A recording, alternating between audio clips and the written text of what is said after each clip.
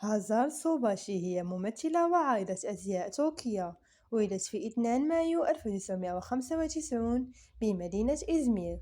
حصلت على شهادة في العلاقات العامة والإعلان من جامعة إزمير للاقتصاد.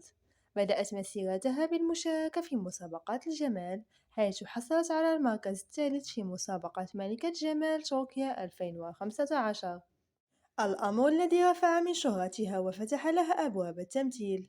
دخلت هازار عالم الدراما التركية منذ 2016، وحققت شهرة كبيرة حيث شاركت في عدة مسلسلات ناجحة: مسلسل سميها كما تشاء، مسلسل الحفرة، مسلسل طبيب البلدة، ومسلسل أمل واحد يكفي.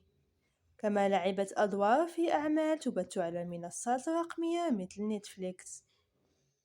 وآخر أعمالها مسلسل المشردون بدور عزيزة، المسلسل الذي يحقق نسب مشاهدة عالية ونجاحا كبيرا.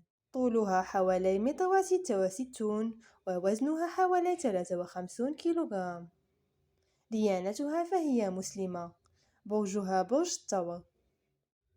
هازار صوباشي مرتبطة مع المغني أوزهان كوش، وأعلنوا ارتباطهم في سنة 2025، بحيث أوزهان كان متزوج بالممثلة ديميت أوزديمير، وانفصلا.